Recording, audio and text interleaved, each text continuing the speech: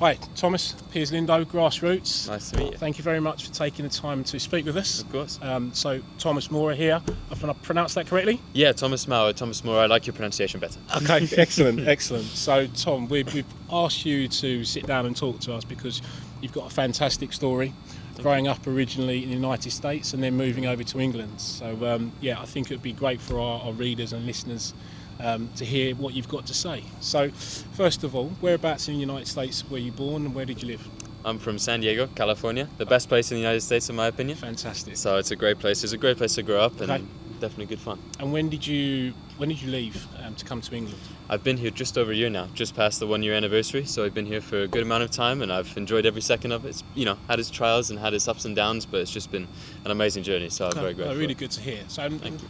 I suppose if we dive back, what made you take that decision? Because in my opinion, for someone at the age of 16, to up and leave where they've grown up and made friends and put roots, I think that's a momentous decision. How did you and yourself, or was it a family decision? How did that happen? Yeah, it's that thing of when you have a dream, really chasing after it, and when you want to get to the level that I hope to get to, and when working to get to, you kind of have to sacrifice things. And it's a really difficult thing to sacrifice. Brilliant. Such amazing things. Okay. Because San Diego, California is a great place. So many people would love to be there. I'm trying to think of the San Diego team, but San Diego FC. I mean, I'm a Cholos fan myself. I love I love Cholos, but no, it's just I think we came to the decision of just really thinking, this is the thing. If I want to do this and we really want to go to it, and obviously my family's been so incredibly supportive, and I'm so grateful for them to be able to help me, and believe in me to get to this level and to make such a big change to come over here. So yeah, it really is just it's a big decision, but I think one that was so far proved worthwhile. Very brave, and I really do hope it pays off for you. Thank you, I appreciate it. So again, back to your roots, starting from the origin story. Yeah.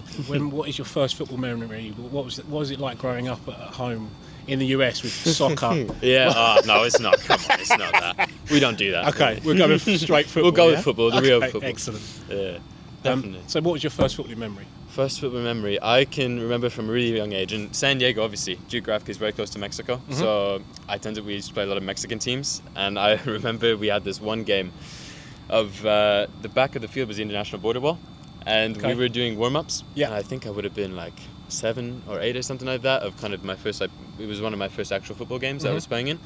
And I was just practicing kicking at the beginning, and I kicked the ball so badly it went straight over the international one into Mexico. I've shanked a ball out of the country before, so that should tell you it's not a good thing. Excellent, that's one way to start. It's a good way. Okay, so that's a great memory. And were you always a goalkeeper? Was something that's come naturally to you? I've always been in love with goalkeeping, and people say, everybody goes in goal as they get forced to. You give them the gloves, we have nobody else. But I've always loved goalkeeping. It's been a part of me. I mean, I think since the age of 2.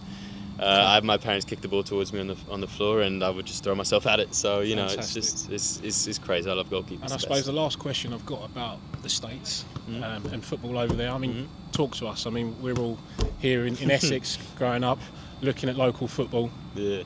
Tell me, what's youth football like in the States right now? It's very different. I think that they've definitely worked to improve a lot. I think that when I was growing up and when I was younger, it was definitely very different to where it is now. Now, obviously, with the advent of kind of the MLS getting bigger and putting more actual academies into it.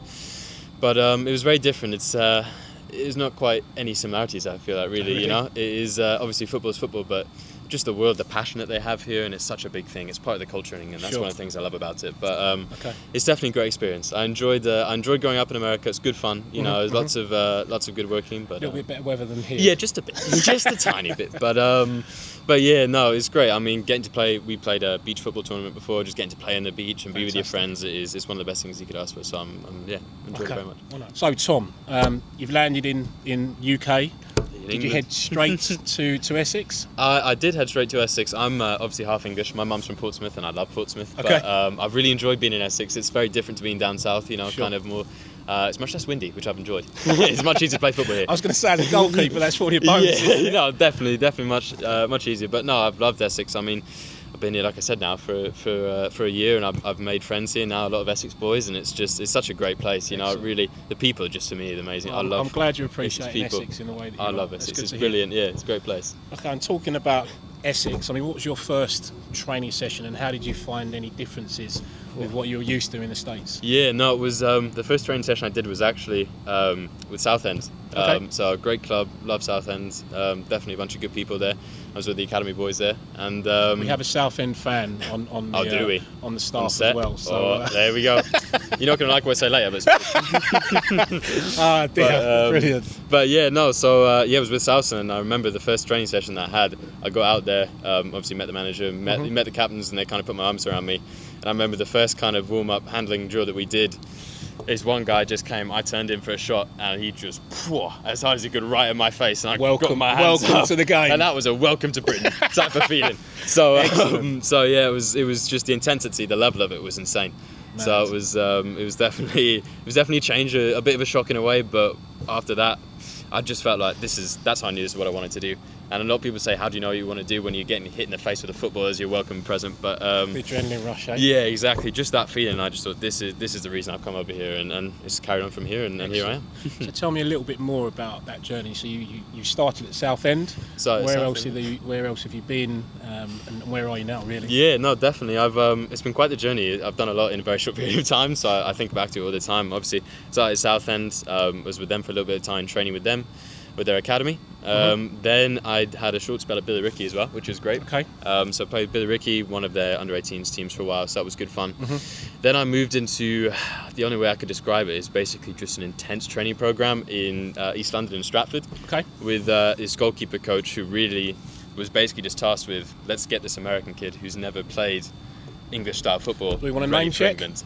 Oh yeah, Kenny, the main man, Stratford if he's watching. Okay. Love Kenny, he's great. Big up, Kenny. Big up Kenny, the man.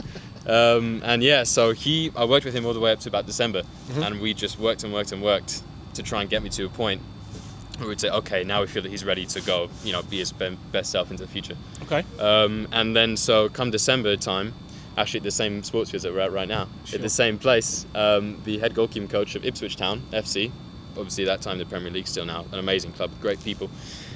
He kind of said, well, why don't you come down to Ipswich? Brilliant. And so I went down to Ipswich, and lo and behold, ended up being there for the remainder of the season with them boys. Awesome. And we had a great time. So yeah, it was. So were you training with the first team at that stage? or was I it reserves? got to under-21s, got to reserve teams Okay. with them. So that was again incredible level, being Premier League Championship squad at that level. You really get to realise how amazing professional footballers are. And so yeah, I went to. Obviously was with Ipswich for that duration of time, and then come this summer, so it's obviously been quite soon since this has happened, I've moved into the world of first team professional football, and now with the amazing club that is Braintree Town FC. Sorry to Southend, but with obviously Braintree Town FC, and then I've just gotten signed by them. The paperwork's just going through right now. So Awesome. yeah, So Braintree Town is your latest destination. Braintree Town, they're my boys, they're my lads. Okay. I love them dearly. And Have you had any games as yet, or you have to wait for the paperwork to go through? well, the paperwork's going through. I had a couple of pre-season matches. I played with them, and we got the wins in both of them, so we'll take that very nicely. So Clean sheets? Clean sheet. Yeah, we actually was clean sheet. So Well done, buddy. thank you very much. but yeah, so obviously clean sheet with the Braintree boys, and now I'm waiting obviously for National League season for the paperwork to go through. I have to get international clearance. So Of course. once we get that all sorted out, hopefully. Will be. I'll get my chance to go up, and obviously there's amazing goalkeepers there already. Mason Terry, on loan from West Yes, Ham, yes, incredible goalkeeper, incredible person, Excellent. I imagine you can learn a lot, even just from 100%. watching Mason. and 100%, the yeah. professionalism that he brings to the game. Oh yeah, exactly. I mean, Mason is not only just an incredible athlete, incredible goalkeeper, he's also an incredible person. Someone that's really taken him under his wing and really has just said, this is how you do this thing, this is how you deal with this thing, this is how you deal with fans, and it's just Nice that you can have someone who's prepared to give you that 100%. time. Advice that is just completely, that you'd never get anywhere else, because people, you just don't come across that many people that are professional Premier League footballers all the time. True. So it's just incredible to have that experience and have the opportunity, and for that I'll forever be grateful. I was introduced to you by a good friend, Andy Corton, who does a lot for the magazine. He writes articles frequently for us. He's a goalkeeping coach, which is the link. So yeah, tell me a little bit about your relationship with Andy and how you came to meet him. Yeah, definitely. Andy Corton is, he is, I think, one of the most pivotal people in my story. I would say after being over here, I met him in January, about the same time that I ended up meeting Carl Pentley, because obviously they're friends and they got together, two amazing goalkeeping coaches and amazing, very generous people. And I met Andy Corton the first time as he came over to my house, having never met him before. Right. And he basically said, all right, I know what you want to do, and I'm going to do my best to help you however I possibly can. Fantastic. And that is, again, just such generosity that I never even thought it would be possible of having people just being that kind to someone that they've never met before. But it is amazing that people are that generous. That's what you need, and there are some people out there. Oh, exactly, and people like Andy Coulton, Carl Petney, all those incredible people that hopefully everybody has or gets to meet at one point in their life. Sure. People as kind as him. But he came over to my house and he brought his clipboard. He loves writing things down, does Andy, you know that. And he basically just wrote an entire thing and said, where do you want to get to? Where are you now? And how do we get there? And we spent about 2 hours just non-stop chatting about how we think we can get to the place that we need to be. And I came down to his goalkeeper academy, the Carl Pentley Goalkeeper Academy, over in Colchester, and just had the best time of playing football, being with people, just like-minded goalkeeper, and just being around amazing people. Is that something you still do, or have you've taken your training professionally? It's definitely, obviously, with being a professional footballer, the time commitments and trainings make it slightly more difficult. But definitely, whenever I get down to, and I'm hoping as well to get some coaching in with them as well, because I'd love to have the chance to be able to give both the younger kids and goalkeepers of my age and even older the same type of generosity and chances that I was given. So I hope that you would say the academy is definitely something young up and coming aspiring goalkeepers would 100% would look and should be looking into. It's amazing to me, not only just the quality, because you're having Ipswich level coaching, and with even just other people from, I know there's goalkeepers there from Southend, goalkeepers from basically everywhere. There's loads of goalkeepers that go there, they're at such a high level, but also the connections that they have to get you into the right spots, and the caring that they have of people. So it sounds like a real melting pot for goalkeepers. 100%. With Carl being at the top of the tree. Carl, the amazing man that he is. Yeah, no, definitely. Carl is he's such an incredible person in the sense that he just literally knows everyone. I mean, I've never met someone that has more contacts than him in the sense of just knowing the most random, crazy people that you could ever wish for. And he is just so kind in the way that he helps you to get to where you want to be at. And obviously, both through training and through obviously introducing to other people, he is really the guy that you want to know. That just that whole academy is just the place where you want to be. So you spoke a second ago about a clipboard when you met Andy, and you spent 2 hours talking about where you wanted to go and how you were going to get there. So we're now in October, so not a million miles away from January. Yeah. Can you think about what you wrote down initially and where you currently are on that plan? I would say the biggest thing for me, and obviously even just coming over to England, the biggest thing for me was my dream is always to be a professional footballer. And that was the biggest thing I wrote down with 3 circles on top of it. This is where I want to get to. And the fact that in however many months it's been, not even a full year basically, I've managed to achieve that.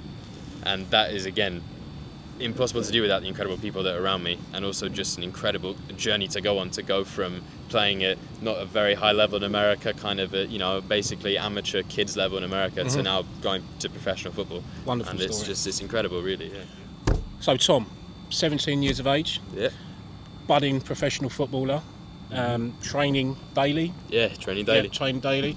At 17, I'm assuming you're still in education. Yep, still in the American education system. Okay, interesting. So you're over here in in England, Essex, but you're studying the American education system. Online school is a very interesting thing. Tell me how you're juggling that. It's definitely difficult. I won't pretend that I don't struggle with it sometimes, in the sense of you're getting home from 3 hours of training and you think, I have to write 3 essays now, I don't want to do this. But obviously, you just have to persevere through it, because education is, as much as it sounds a cliche, is paramount. You have to have an education, and obviously education, not only just in football. I think football's been one of my best teachers, because I've learned so many life lessons that I won't get to learn in school.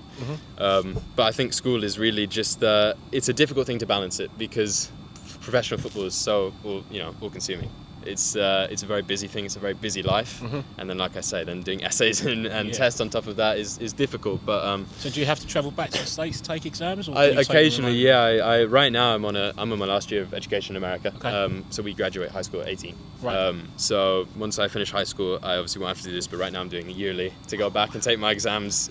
So I've got a couple of months till I have to take my next exam, which is nice. Excellent. Then you can look forward to a life of football. Yeah, exactly. I'll turn my back. No, I won't turn my back in education, but I'll enjoy not having to do too many essays after training and getting hit in the face 6 times. Brilliant. No, that's good. I suppose next question I'd like to ask is, you've made a momentous journey already since last year, coming to England, finding a club, signing professionally. Where would you like to be in 6 months, 12 months, and then sort of long term? It's definitely, it's a very big question to think, what's the future going to hold, because obviously we don't know what the future's going to hold. No one can tell, what's going to happen tomorrow, what's going to happen 3 weeks from now.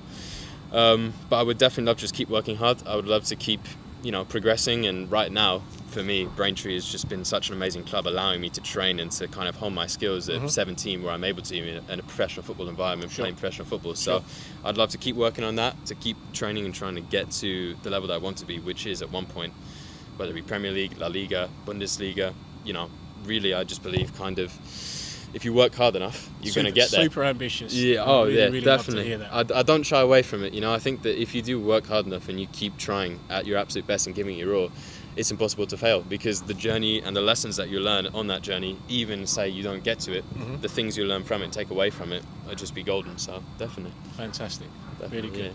Yeah. Is there any sort of quotes that you've heard from anyone, or anything that sticks in mind that the guys out here might need to hear? Anything that sticks in mind. I would just say, give everything a shot, try your all, give everything you have to something. If you're passionate about something, just go for it, because you never know what's going to happen. And like we said before, no one knows what's going to happen tomorrow. It could be your big break. One thing happens, your first team goalie gets injured, anything like that, anything could change, right? Sure. Just keep trying, keep working, and as long as you're trying your best, and more importantly, as long as you're enjoying it and enjoying your journey, that's really the best you could ask for, and how you get to a good spot where you want to be in life. That's really good. Appreciate it. Well, listen, thank you very much for your time. Thank you very much. I Honestly, appreciate it. It's been a pleasure talking to you. And you. And it's a really interesting story. This is just the beginning for you. Thank you. And we'll carry on, hopefully. We'll get another interview with you. We'd love that. Certainly come over to Braintree Town and see how you're getting on. Definitely, yeah. But yeah, Grassroots loves your story. Thank you. Hoping our readers and listeners will also. And we'll continue to support you. Thank you very much. It means a lot. I appreciate it. Thank you. No problem. Thank you. Thank you very much.